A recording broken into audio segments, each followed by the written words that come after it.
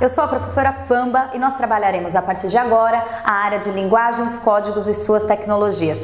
Pega seu caderno e sua caneta que a aula já vai começar. Olha só, visto isso da questão do que nós temos que analisar dentro de um texto narrativo, né, onde ocorre, quem são as personagens e tudo mais, a gente tem que focar em uma coisa dentro do enredo, dentro da história, que é o quê? O fato. Né? Sempre toda história narrativa ela permeia em torno de um fato principal, algum conflito, tanto que tem o ápice da história, que é onde todo mundo, né, para saber o que vai acontecer depois.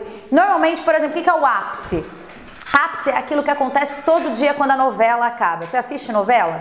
Então, quando você assiste a novela sempre acaba num ponto alto, né? Tipo, e aí, será que morreu? E aí, o que vai acontecer? Esse é o ápice. Aí todo mundo faz o quê? Assiste no outro dia para saber o que aconteceu. E é assim que eles vão prendendo a nossa atenção na novela. Olha lá. No texto narrativo, o fato é o ponto central da ação, sendo o verbo o elemento principal. Por que o verbo é o elemento principal? Porque se eu estou falando de ação, eu preciso de verbos que me deem a ideia de ação. Então, a personagem correu para os braços do homem amado, finalmente viveram felizes para sempre. Ou seja, eu sempre terei verbos permeando a questão da ação. Olha só, uma ação centralizadora que envolve as personagens, é claro.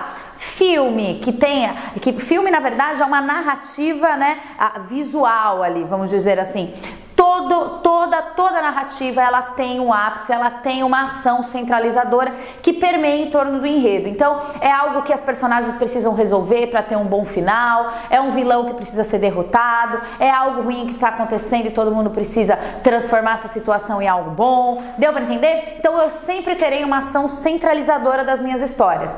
Tem-se um centro de conflito, ou seja, um núcleo do enredo, tudo bem? É aquilo que todo o enredo, todas as personagens trabalharão em cima para que possam resolver sempre esse conflito. Se não tiver um conflito, eu não tenho nem por que fazer história, tudo bem? Então, sempre vai ter um conflito, até às vezes meio camuflado, né? A gente pega isso muitas vezes nas narrativas de livros aí de literatura. Às vezes o conflito é muito óbvio, né? E às vezes o conflito é meio camuflado, dependendo do autor que você pega, ele consegue disfarçar isso muito bem, o que gera essa tensão que faz com que nós assistamos novamente a novela no outro dia e não podemos perder isso por nada. Porque no outro dia a gente liga a televisão para saber qual foi o desfecho, né, desse ápice. A novela ela é feita de vários ápices, né? Já uma narrativa, por exemplo, numa leitura, normalmente eu tenho ali um ápice que vai ser solucionado no final da história, que ou acaba bem ou acaba mal. Deu para entender? Normalmente a gente conta com aquele final feliz, tudo bem? Olha só, aí eu coloquei um exemplo aqui de um texto do Érico Veríssimo que trabalha uma narrativa, e aí eu busquei um trecho que também colocasse um pouco do texto descritivo dentro da narrativa, tudo bem? Não há um problema, isso não é errado. O errado é você não conseguir identificar que tem dentro de uma narrativa um trecho de texto descritivo, certo? Então eu busquei pegar esse exemplo para a gente deixar bem claro que às vezes os tipos textuais se mesclam. Quem que tem que fazer o trabalho de conseguir identificar isso, interpretar e saber que tem dois tipos textuais diferentes ali? Nós, tudo bem? Nós é que temos que trabalhar isso, certo? Olha lá o trechinho.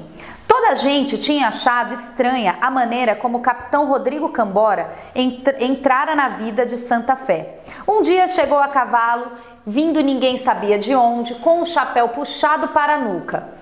Devia andar pela casa dos 30. Estava com um ar nobre, vestido com uma gola vermelha e botões de metal. Faz parte de um texto de um certo capitão Rodrigo, que é o livro, né, de Érico Veríssimo. Olha lá, o que eu fiz aqui? Eu botei um trechinho de uma narrativa, eu descrevo um momento, né, em que o capitão Rodrigo ele chega a Santa Fé, então é uma narrativa. Percebam a questão do movimento, né? O capitão Rodrigo não tá parado, eu não tô descrevendo um negócio parado para você. A narrativa ela é dinâmica, ela está ocorrendo. Então olha lá, o capitão Rodrigo entrara na vida de Santa Fé. Um dia chegou a cavalo, vindo ninguém sabe da onde que ele veio. E aí, o que eu faço para criar um efeito de sentido? Eu começo a descrever esse capitão Capitão Rodrigo, tudo bem? E olha só o que eu acabei fazendo aqui. Eu usei os dois tipos de descrição. Eu usei aquela descrição denotativa, que é o sentido do dicionário, e usei também um pouquinho a descrição conotativa, no sentido figurado. Olha só, eu viro e falo assim, com o chapéu puxado para a nuca. Até aqui, ok, descrição denotativa. O chapéu dele estava caído aqui para trás,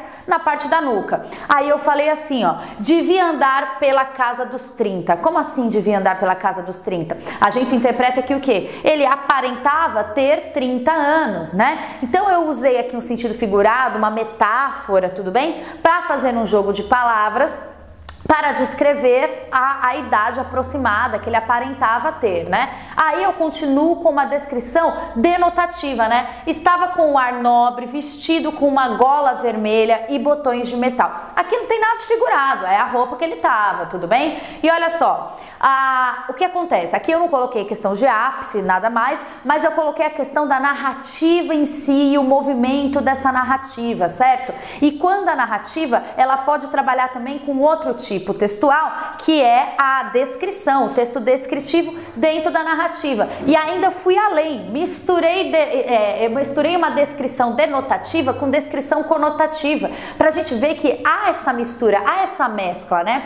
O Enem, ele trabalha com esse intertexto, essa mistura sempre, tudo bem? Porque é um nível da linguagem, certo? Sempre acima do que a gente possa imaginar na questão do Enem. Olha lá, existe aqui, aí a gente fala um pouquinho da questão do narrador, existe um narrador observador, que é aquele que serve de intermediário entre o fato e o leitor, né? O foco narrativo nesse caso é em terceira pessoa. Narrador observador.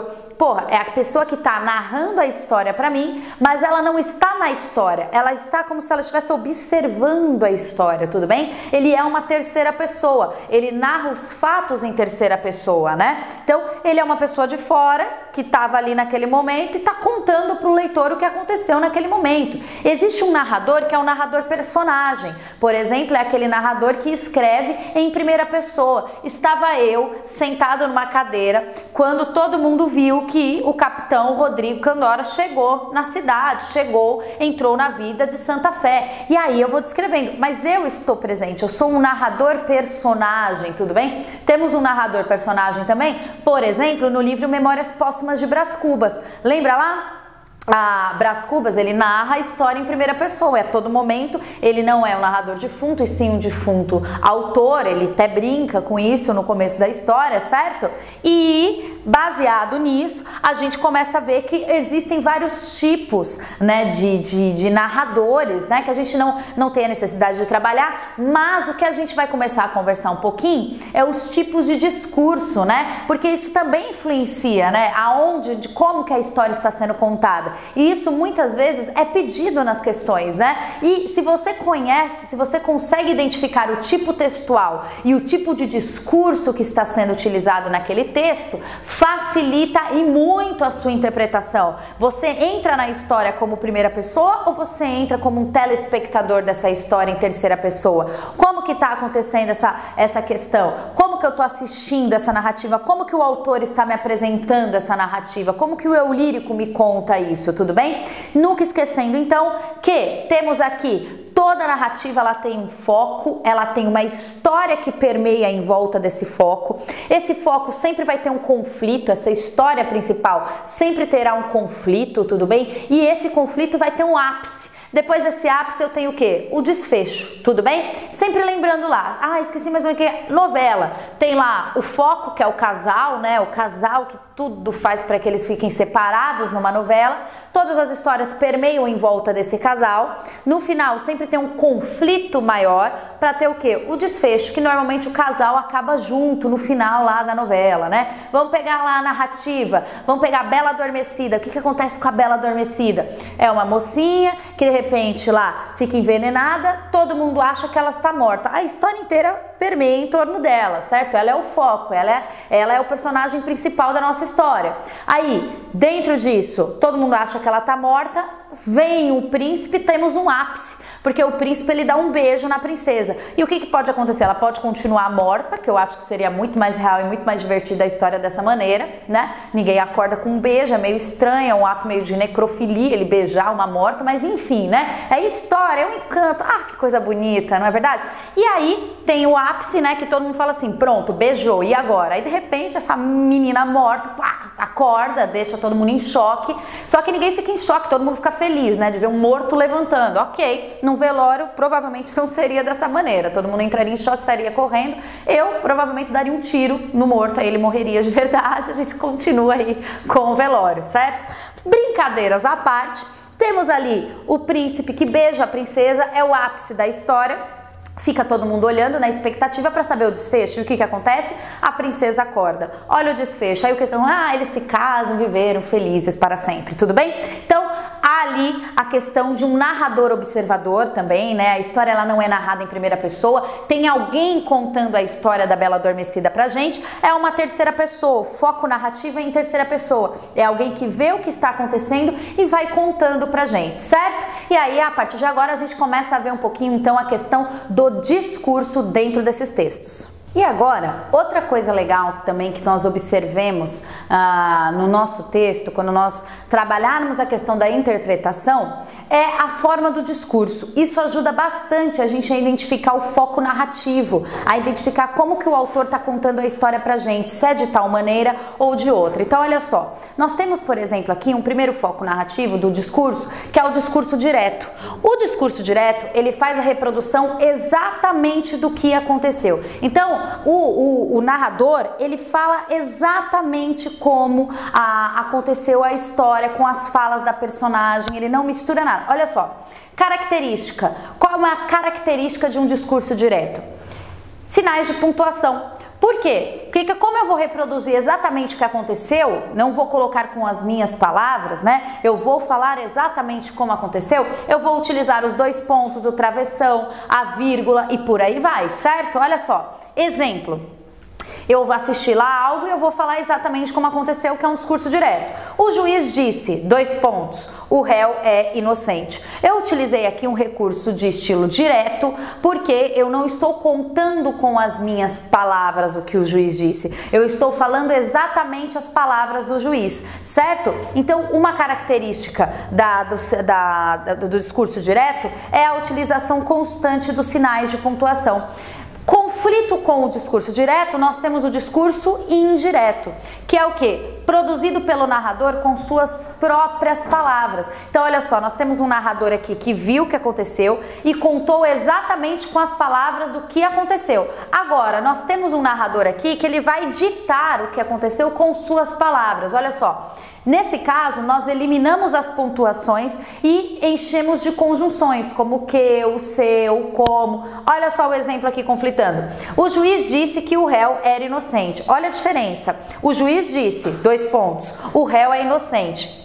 Fiz uma transcrição da fala do juiz. Já no discurso indireto, é ao contrário. Eu falo com as minhas palavras o que o juiz disse. Então, olha só, o juiz disse que o réu é inocente. Eu falei a mesma coisa de duas maneiras diferentes. Ai, professora, é importante saber disso? É muito importante saber isso, isso daqui ajuda demais na questão da interpretação do texto narrativo, tudo bem? Então o texto narrativo ele vai permear entre mais ou menos esses dois focos. Eu tenho mais um discurso que a gente já vai ver, que é o discurso indireto livre, que eu vou contar um pouquinho para vocês. Mas esses dois aqui são muito utilizados, então é importante que vocês tenham consciência de bater o olho neles, né? Normalmente o texto, quando ele tá no discurso direto, eu bato o olho no texto, eu vejo lá travessões, dois pontos, então eu vejo qual é a característica que o autor resolveu utilizar ao longo do texto dele. Agora, quando eu bato o olho num texto, o texto ele tá mais corridão, sem travessões, eu não vejo tantos sinais de pontuação. Só de olhar para a página, né, a gente percebe isso. Por exemplo,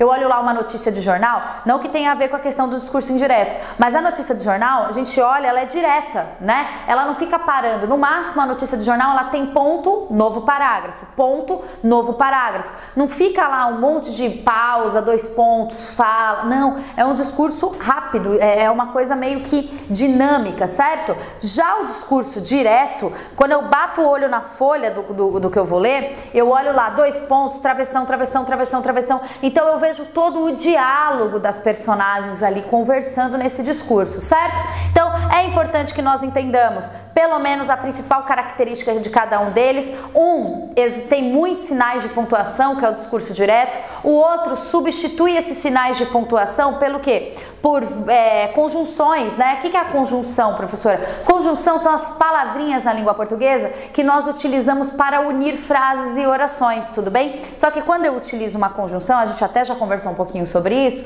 a conjunção ela estabelece relação de sentido. E isso é perigoso. Dependendo da conjunção que eu escolha, eu posso causar um outro efeito e não aquele do que eu queria dizer, tudo bem? Então, aí a gente tem que tomar bastante cuidado com a conjunção que é escolhida para colocar nesse discurso, certo? E agora a gente vai trabalhar um pouquinho a questão do discurso indireto livre. E aí, a última forma de discurso, né, que é o discurso indireto livre. Só retomando. Discurso direto é aquele no qual o narrador, ele assistiu, ele viu um fato, alguém contou e ele descreve exatamente a fala da personagem do jeito que aconteceu. Ele não coloca os pitecos dele. No discurso indireto, ele conta com as palavras dele o que aconteceu, né? Então eu falo lá, o juiz disse, 2 pontos, o réu é inocente, discurso direto. Agora o que é o discurso indireto? É quando ele fala com as palavras dele o que o juiz disse. Então ele fala assim, então o juiz disse que o réu era inocente. Ele falou a mesma coisa, só que de uma maneira diferente, ele falou com as palavras dele.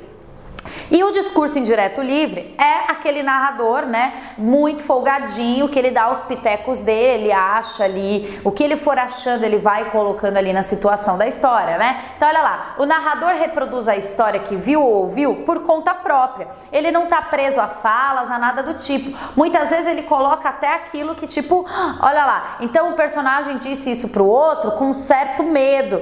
Quem que falou do medo? Ninguém falou do medo. O diálogo lá entre as personagens vai nos trazer a ideia de medo, mas o próprio narrador meteu o piteco dele ali, deu pra entender? Esse é o discurso indireto livre. Por quê? Porque o narrador se sente mais livre para colocar os pitequinhos dele ali na história. Aí eu coloquei um pequeno exemplo aqui pra gente, olha só. Sim, a Vitória falou assim, mas Fabiano franziu a testa achando a frase extravagante. Aves mataram bois e cavalos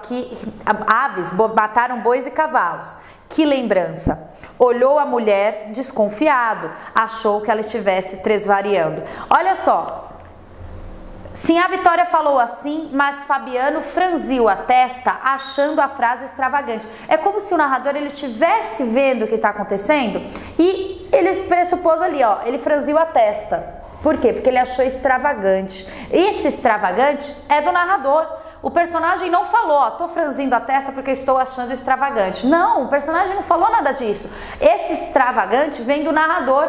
Ele vem explicando para você o que está acontecendo. Por que o Fabiano franziu a testa? Porque ele achou extravagante. Olha só, aves mataram bois e cavalos, que lembrança. Ou seja, é quase como se ele tivesse visto aquilo e tá botando os sentimentos dele ali na história, tudo bem? É aquele narrador intrometido mesmo, certo?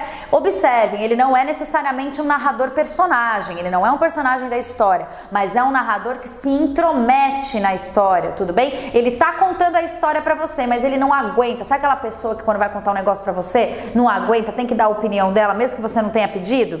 Então, é esse tipo de pessoa que a gente está falando, certo? Olhou a mulher desconfiado. Esse desconfiado vem dele. Ele acha que ele olhou a mulher com uma cara e o narrador já colocou que foi desconfiado. Pra quê? Pra gente entender o que tá acontecendo. Então ele tá ali detalhando a história pra gente, né? Achou que ela estivesse tresvariando. Então, o que que acontece? Isso aqui é um trecho do livro de Graciliano Ramos, tá, gente? Eu coloquei aqui embaixo, pequenininho. Existe um discurso que é direto, quando ninguém fala nada, eu não acho nada, eu só estou contando para você exatamente da maneira que aconteceu. O juiz disse, 2 pontos, o réu é inocente. Existe o discurso indireto, que o narrador conta exatamente o que aconteceu, mas um pouquinho das palavras dele, né? Então ele fala exatamente o que aconteceu com as palavras dele. É quase como se ele estivesse parafraseando o texto. O que é parafrasear? É falar com as suas palavras, tudo bem? Isso acontece bastante. E eu tenho um discurso indireto que é livre, é aquele narrador intrometido, é aquele narrador que tá ali assistindo o negócio, mas para te explicar com mais detalhes, ele vai colocando os pitecos dele. Olha só, ele olhou achando aquilo extravagante, ele olhou, mas foi desconfiado. Por quê? Porque como a gente não tá vendo a personagem, ele faz isso, ele utiliza esse recurso para que nós entendamos o que exatamente o personagem está pensando, para que a gente vá entendendo o enredo, né? O desenrolar dessa história, tudo bem? Então tem que ficar bem clara a questão desses três tipos de discurso: discurso direto, que ele é direto, eu falo exatamente com as palavras do autor; indireto, tudo bem? Que é aquele discurso no qual eu falo com as minhas palavras o que aconteceu; e o indireto livre, que é aquele que eu falo com as minhas palavras colocando os meus pitequinhos na história. Por quê? Porque eu posso, tudo bem? Porque eu sou um narrador que manda nesse negócio. Eu não faço parte da história, mas eu vou dando meus pitecos porque eu tô observando a situação daqui e eu tô vendo o que tá acontecendo. A cara dele é de desconfiado, a cara dele é de feliz, ele tava achando aquilo ali meio extravagante por parte da Sinhá, tudo bem? Então, vai fazendo esses pitequinhos dele durante a história. É muito importante que nós tenhamos esses três tipos de discurso muito claros na nossa mente, tudo bem? Porque ajuda na questão da interpretação do texto. Esses discursos, eles são encontrados dentro do texto narrativo, tudo bem? E quando você identifica esses discursos, a maneira que está sendo feito, você bate o olho no texto e fala assim, só de olhar eu já vejo aqui que tem um discurso direto,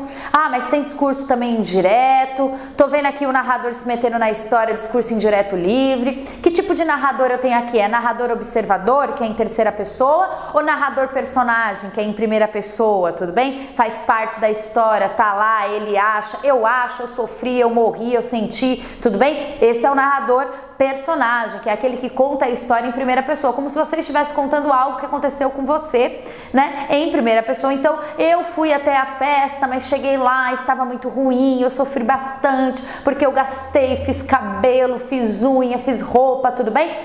E chega na festa, não é nada bom. Tudo bem? E a partir de agora a gente começa a entrar com bastante exemplo, né, pra gente entender, e depois a gente vai comentando em cima desses exemplos a questão dos pontos de vista que podem ser analisados já com base nisso tudo que nós temos, certo?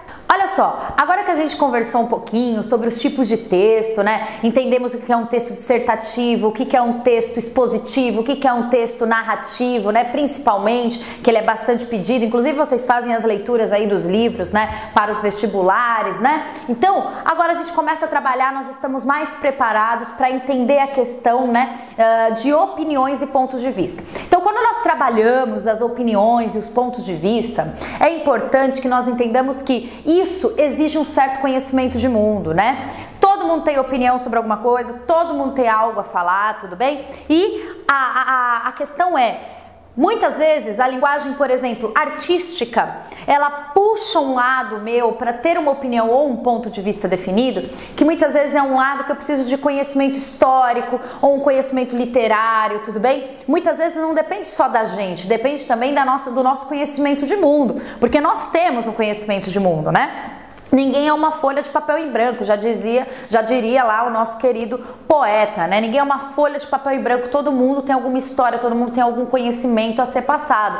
E é esse conhecimento que nós, quando lidamos com um novo tipo de linguagem, uma imagem ou algo para ser interpretado, é com esse conhecimento que eu vou fazer algum tipo de associação e falar assim, olha, isso daqui eu tô olhando, mas pelos meus conhecimentos, resgatando aquilo que eu aprendi na aula de história ou na aula de literatura ou na aula de matemática, eu posso fazer uma associação e entender melhor o que a pessoa quis dizer, né? A gente brinca muito nisso também, por exemplo, na literatura, fazer análises literárias, o que o autor quis dizer, aí eu tenho que ir lá resgatar na aula de literatura quais são as características daquele período, qual é a característica do modernismo, do romantismo, né? Do arcadismo, muito ismo aí pra gente, e cada um tem as suas características, e os autores de cada um, né, escreviam de tal maneira que não de outra. Os artistas, pintores, escultores, os pensadores da época, né, eles focavam em uma certa corrente no momento, né, que não outra, né, então há essa diferença. Então quando você lida, por exemplo, com uma pintura, né, que é aquela pintura cubista, você sabe que é cubista por características características que você olha naquela pintura, ou não, né? Ou não, ó, pô, eu não estudei ainda o cubismo, ou estudei e não lembro, tenho que rever. Então se eu colocar uma figura cubista na sua frente, talvez você não saiba, ou talvez só de olhar você fala assim, olha, posso não ter certeza, mas me lembra muito o cubismo, isso daqui. Tudo bem? Então a questão da interpretação também depende bastante do seu conhecimento de mundo, né? E trabalhando nisso na linguagem oral ou não oral, artística ou não artística. Por exemplo, existe um lugar no mundo que faz com que nós nos sintamos burros, né? Você pode ter estudado muito tempo. Quando você vai, por exemplo, a um museu ou uma exposição de arte, né? A gente olha certas coisas, certos quadros ou certas esculturas e fala assim, meu Deus, essa escultura, meu irmão de 2 anos que não tem um braço faria melhor? Não é assim? Né? A gente brinca, mas você fala assim, meu Deus, que é isso? Que coisa horrível, o que o autor quis dizer com isso? E fala que isso é artista, mas aquilo tem uma representatividade. É muito difícil a gente conseguir enxergar arte, né? Às vezes na mente do artista, mas às vezes ele estava inspirado ali. Eu vejo uma escultura toda escrota, toda truxa, assim, que eu acho que eu faria melhor dormindo. Deu pra entender? Eu pego, coloco lá essa escultura e aí de repente você olha, tem uma pessoa assim pra escultura. Aí você fica do lado da pessoa, você fala assim, meu Deus, o que essa pessoa tá vendo nisso que eu não enxergo? Talvez aquela pessoa tenha um conhecimento de mundo que você não tenha, né? Talvez ele esteja enxergando ali que o artista estava trabalhando, por exemplo, com traços, sei lá, de escultores de certo período, tudo bem? Ah, isso daqui são traços dos escultores do século XV, né? E aí a pessoa pode te dar uma aula ali e você passa a ver aquele monte de terra amontoada ali, aquele bando de argila, você passa a enxergar arte naquilo, tudo bem? Às vezes nós lidamos com coisas desse tipo em um museu. Olha só, é uma placa, todo mundo conhece uma placa, ela está virada para a esquerda com uma tarja em cima cortando essa placa. Todo mundo então sabe que é proibido virar à esquerda, isso é uma placa de trânsito.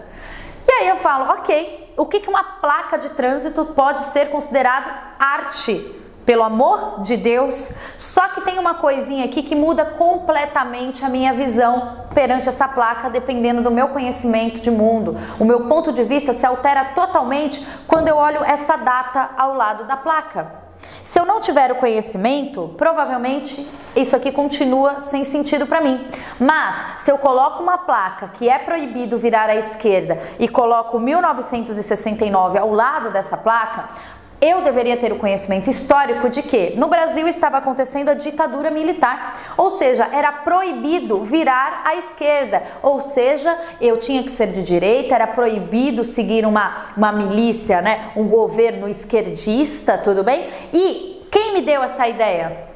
1969, a data, a época me remeteu que era proibido virar à esquerda. Quem fosse contra isso sofria lá as repressões da ditadura, que hoje é ainda estudado, muitas famílias nem têm ainda os corpos de pessoas que sumiram durante o tempo da ditadura militar, pessoas que talvez tenham lutado contra isso daqui, tudo bem?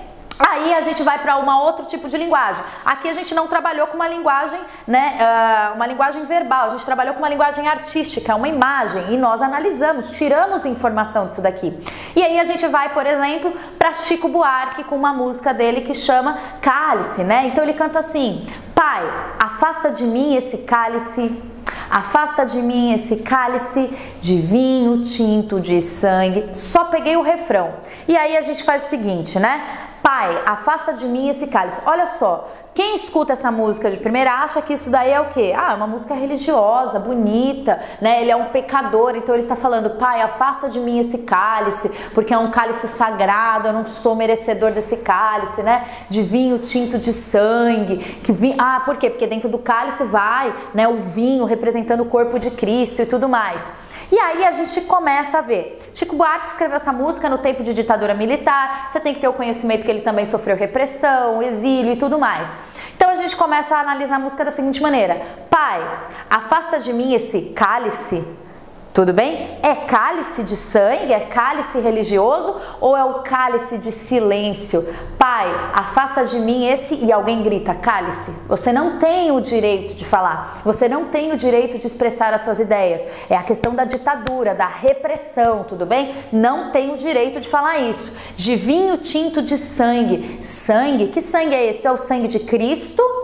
É o sangue das pessoas que morreram durante a ditadura militar, tudo bem? Então isso daqui é uma condenação. O vinho tinto de sangue são as mãos sujas das pessoas que mataram outras, que torturaram e tudo mais.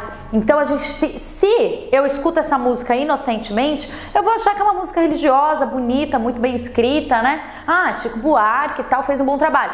Só que isso exige um maior conhecimento de mundo. O meu ponto de vista e a minha opinião se alteram completamente de acordo com a leitura que eu faço desse texto.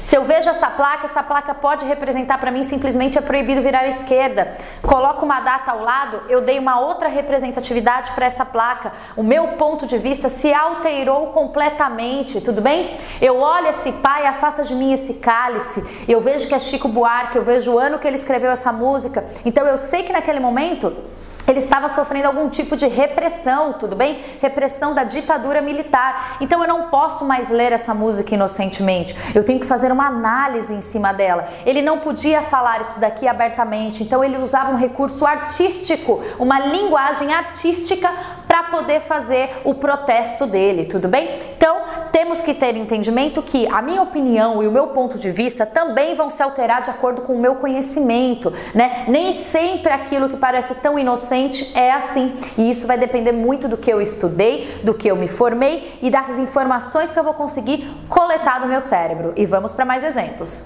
E vamos lá, agora a gente vai falar mais dois textos aqui que exemplificam também muito legal essa questão da nossa leitura em cima do texto, né? Que nós não podemos ter uma leitura superficial, nós temos que ter uma leitura mais crítica, principalmente quando o assunto é Enem. Os textos não estão lá de graça, à toa, né? Eles trazem informações pra gente, aqueles textos que nós precisamos realmente analisar, aqueles textos que na prova eles realmente têm alguma função, né? Porque tem muito texto lá que não serve, a gente tem que ter essa consciência, né? Sempre ler o enunciado antes de perder o tempo lendo um texto muito grande, né? Quando o texto é muito longo, desconfie de cara, porque você não vai precisar do texto inteiro. O enunciado, ele já te indica onde do texto que você precisa ir, certo?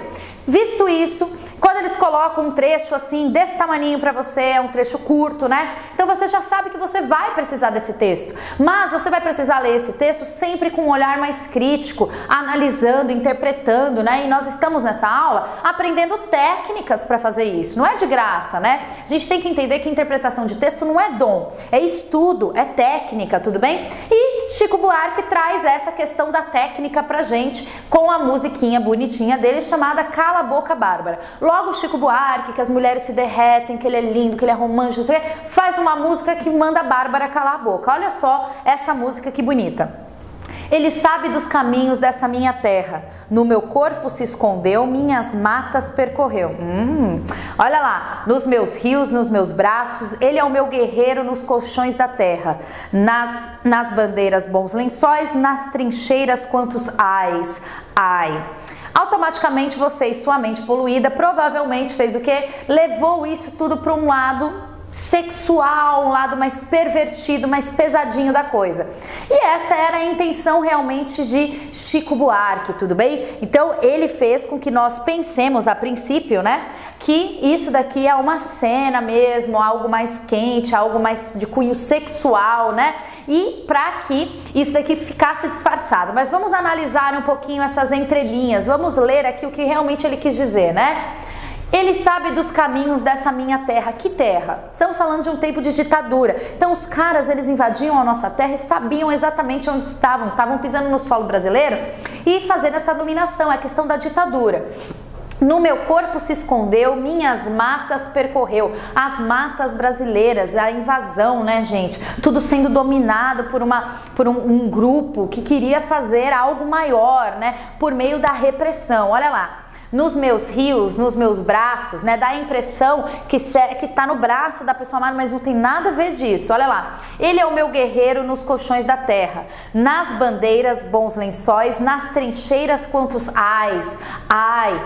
Nas bandeiras, bons lençóis. Gente, é basicamente o povo brasileiro erguendo a bandeira branca, o lençol branco, querendo paz. E aí ele fala assim, nas trincheiras, quantos ais, ai. Então, automaticamente, a pessoa, né, a gente remete a algo, uma cena um pouco mais picante. Só que nas trincheiras, eu não vou achar que a trincheira é um lugar muito romântico para namorar, tudo bem? Então a gente começa a interpretar de uma outra maneira. O que acontece na trincheira? A trincheira não é o lugar da guerra, onde os soldados se escondem, levanta, atira no outro, desce.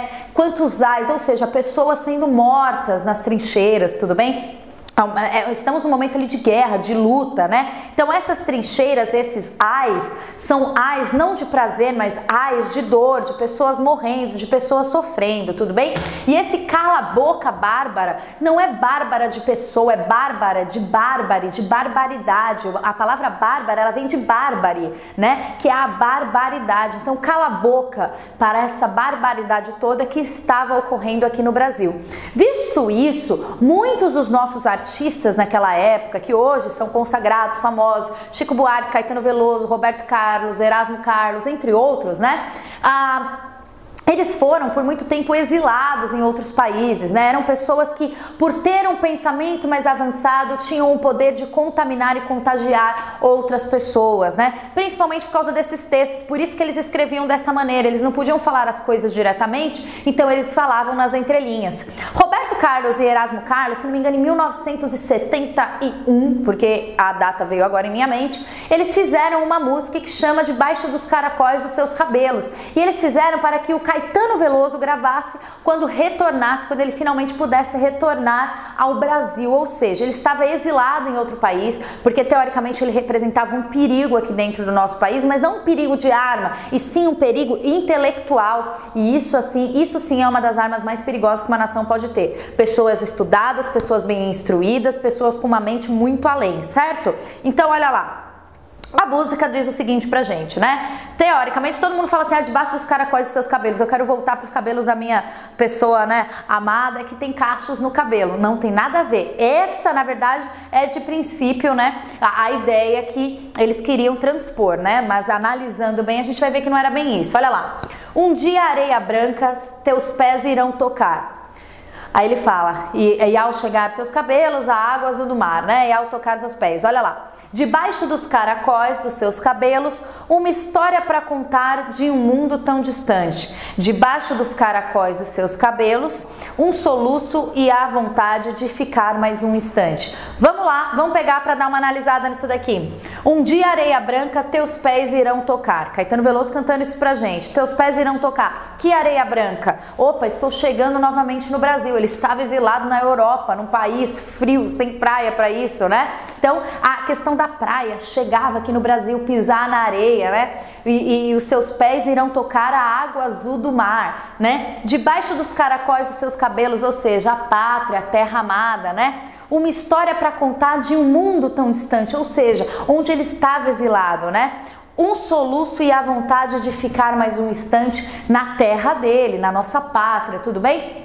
Então é importante que nós tenhamos essa consciência dessa leitura crítica em cima do texto, né? E isso requer sim conhecimento. Muita coisa influencia na questão da interpretação do texto, inclusive a entonação que eu leio esse texto. A partir de agora a gente vai trabalhar alguns exemplos que trabalham bastante. Aqui a gente está tentando trabalhar primeiro, né, a questão da opinião e o ponto de vista que eu trabalho em cima disso. Agora eu já vou dar alguns exemplos pra gente, de alguns casos até atuais, que trabalham bastante a questão do ponto de vista, como o mesmo fato pode ser interpretado de diferentes maneiras, dependendo de onde você esteja, do seu nível intelectual e de como você tenha sido criado, porque você acarreta informações que vêm com você em cima de qualquer e determinada situação, tá certo? Então vamos pra lá. E aí, gostaram? Anotaram? Aproveitaram o conteúdo? Para mais informações, entre no site e até a próxima aula. Até!